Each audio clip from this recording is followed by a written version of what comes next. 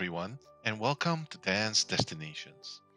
We were back in Kuala Lumpur earlier this year, and this is my guide to some of the best spots to visit in KL. We flew from Melbourne to KL, which is an 8-hour flight. The flight was incredibly congested due to all the end-of-year travelers, but it was good to visit our old home country again.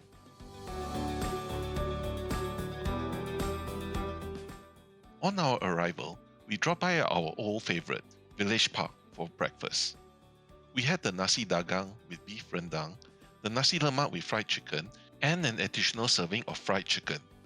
The fried chicken was so crispy and delicious.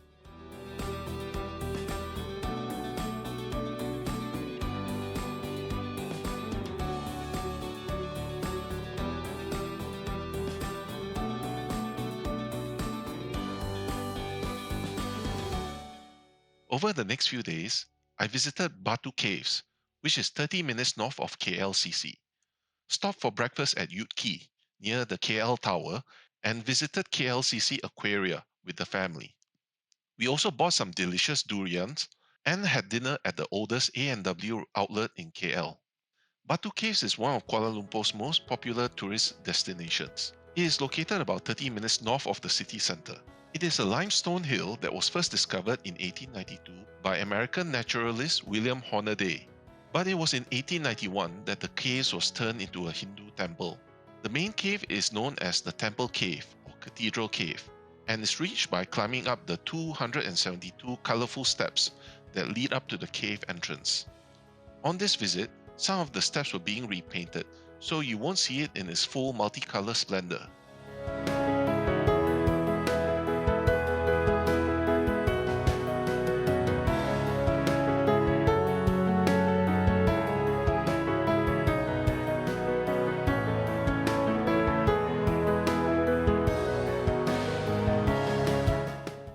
If you don't feel up to climbing the stairs, to the left of the stairs is the Ramayana Cave.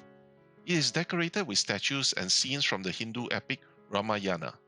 However, there is a fee required to enter this cave. When you arrive, you will be greeted by a huge golden statue of Lord Murugan, the Hindu god of war, standing at 140 feet tall. Lord Murugan is a Hindu deity who is mainly worshipped by Tamils in South India.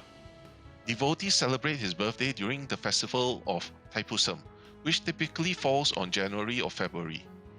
During this festival, Batu Caves becomes a huge bedlam of festivities, with devotees performing various acts of penance, such as body piercing, and make offerings to Lord Murugan. On the temple grounds, you will see a huge congregation of pigeons and a colony of macaques that reside at the temple, living off the abundance of food offerings that are discarded daily by the temple workers.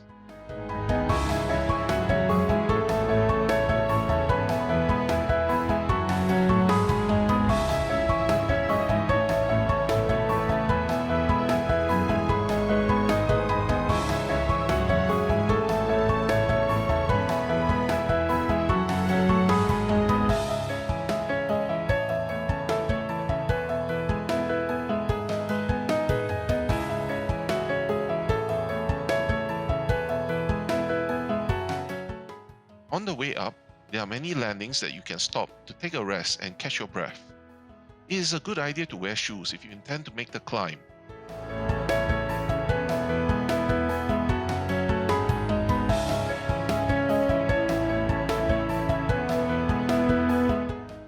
Do keep an eye out for the macaques that hang around the stairs looking to pinch off any food offerings that you have for the temple.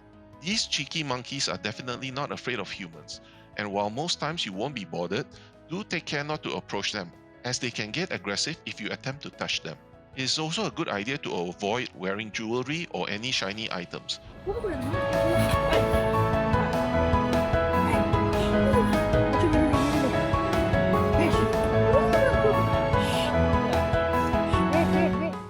Don't forget to look backwards as you climb, as you'll be rewarded with a beautiful view of the city skyline. Halfway up the flight of stairs is the entrance to the second main attraction, the Dark Cave. This is a conservation site for cave-dwelling animals, such as bats, spiders, and insects, and can only be accessed with a tour guide. Once you reach the top, you will see the main cave known as the Cathedral Cave or Temple Cave. The cave is a massive high-ceiling space filled with stunning Hindu shrines and sculptures. If you visit at the right time, typically late morning, you'll be treated to sunlight streaming in from a hole in the cave's ceiling, creating a breathtaking sight. As you climb the stairs to the end of the cave, you'll see a large formation of stalactites, as well as the massive opening in the ceiling. This main area houses a small shrine.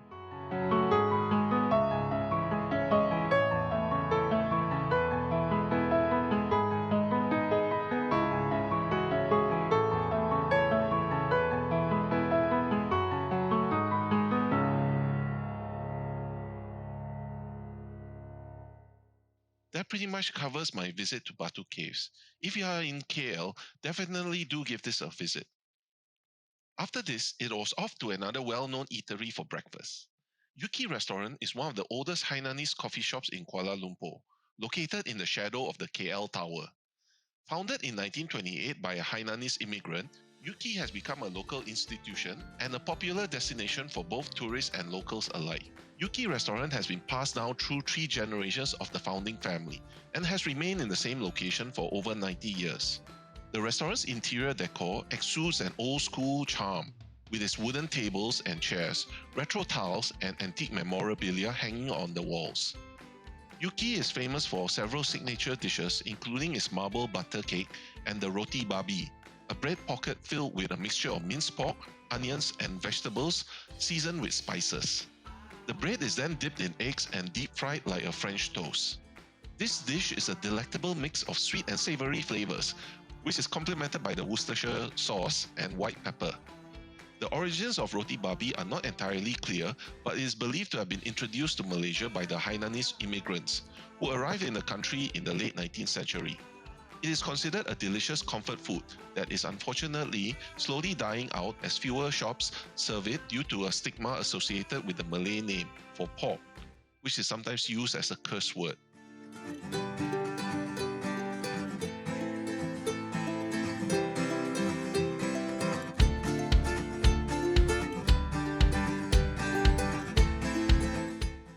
Yut Kee's most famous dish is the roast pork special, which is only available on Fridays and weekends. This pork roll has been roasted to crispy perfection and is served with a side of vegetables and potatoes and a special apple sauce. A combination of crispy and juicy delectable goodness not to be missed. On the way home, I dropped by O&S to pick up some treats for the family. I had previously covered O&S in another video where I talked about their famous 𝗕𝗏𝗏 and yong tau fu. This round, I picked up some pisang goreng, which is a battered deep-fried banana. This stall in O&S is exceptionally good at frying this local snack into a super crispy but light and airy snack. It is best eaten while fresh and hot.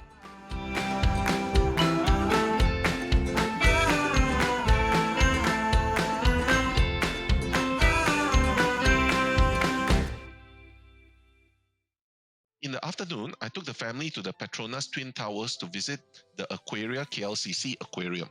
The Twin Towers is an iconic symbol of Malaysia, standing at a height of 451 meters and is still the tallest twin towers in the world. The PETRONAS Twin Towers was designed by 𝗕𝗏𝗪𝗚, an Argentinian-American architect, and completed in 1998. They were built to house the headquarters of the national oil company, PETRONAS. The towers are connected by a sky bridge on the 41st and 42nd floor, which is the world's highest 2-story bridge. The tower has 88 floors, and the number 8 is considered lucky in Chinese culture, as it sounds like the word for luck. An interesting fact of the construction is that the government had 2 different contractors working on each tower, a Japanese team on Tower 1 and a South Korean team on Tower 2. Both teams were highly competitive and raced each other to see who would complete their respective towers first. In the end, the South Koreans were the first to complete Tower 2. At the base of the Twin Towers is a high-end shopping mall called Aquaria KLCC, which you can explore for shopping. At night, there is a light show display at the water fountain next to the park.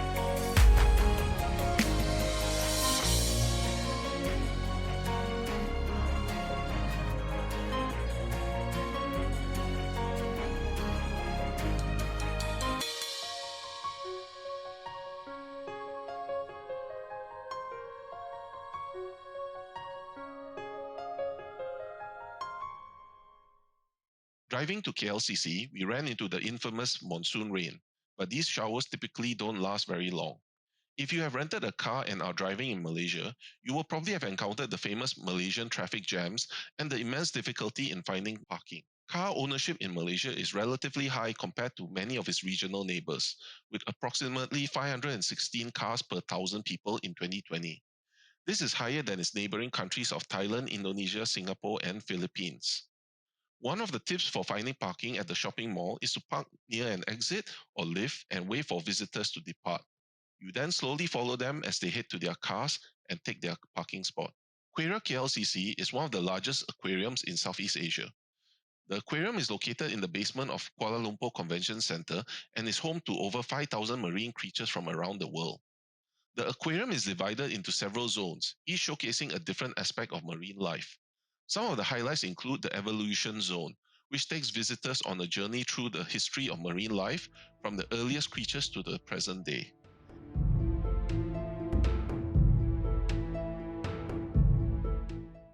The living ocean features a giant tank that holds 2.5 million liters of water and is home to sharks, rays, and other large sea creatures. Visitors can view the creatures from a tunnel that runs through the middle of the tank, allowing visitors to walk through and see the creatures swimming all around them. If you are certified, you can also take a scuba dive in the main tank with the sharks.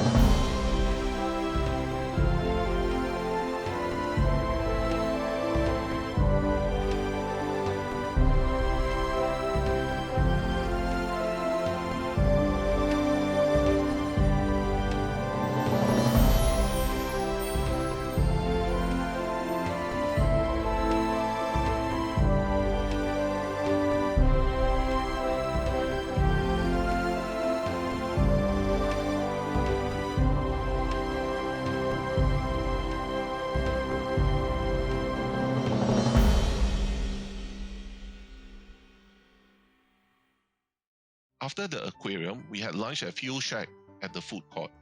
The burgers here are quite good as the chef presses the patty onto the hot griddle to give it a crispy crust. However, the patty isn't smashed too thinly, so it still retains its juices.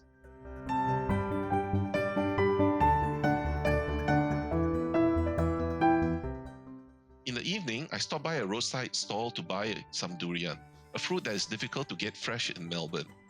I grew up eating this and really missed it. The famous US celebrity chef Anthony Bourdain also loved it. I needed to enjoy this sweet and rich fruit now that I was back. There are many breeds of durian, such as XO, red prawn, or the more common D24, but my favorite is the Musang King. Some people say that the black thorn is the best, but I personally feel that Musang King is superior. Most stalls will open the fruit for you and put it into a plastic container. This is a great service as opening a durian typically requires heavy gloves and a good knife and knowledge of how to split the shell.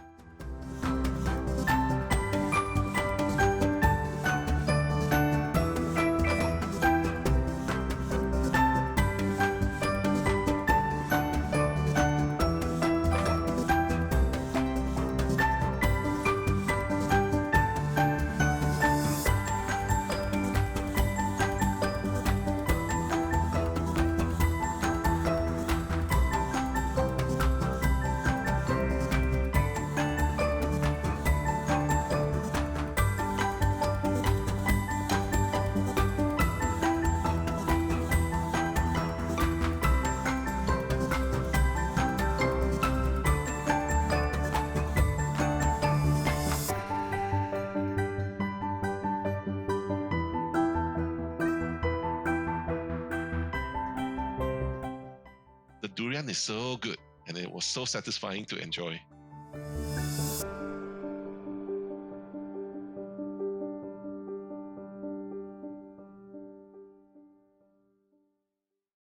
For dinner, we visited another nostalgic favorite. The A&W franchise was first brought from the US to Malaysia in 1963, with this 𝗥𝗡𝗟𝗏𝗋 outlet being the second one opened in 1965. It is the first drive-in restaurant and continues to operate to this day, making it the oldest A&W restaurant in Malaysia. This outlet is very near and dear to many Malaysians who have grown up eating at this particular store. Back in 2014, news of the potential closure of this branch led to a frenzy of customers dining at the shop to relive the nostalgia of their youth. Their signature drink is the root beer float in the glass mug, a rare luxury these days with most fast food outlets using cardboard cups. The root beer is so delicious and we really enjoyed it as we can't get it in Australia.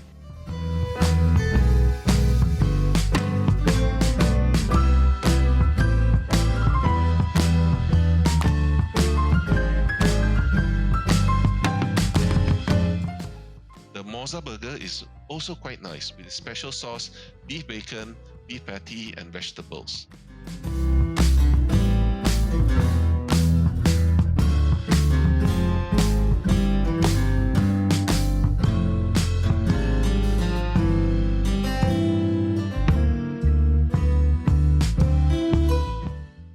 Another signature of A&W is their coney dog with its chili meat sauce and chopped onions.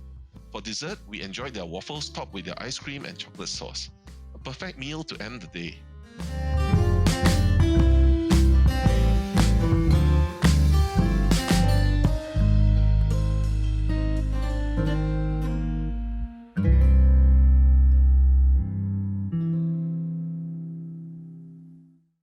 That's it for this episode and we hope you enjoy it. Thanks for watching and please do like and subscribe to stay notified as we will be releasing part 2 of our KL guide next week.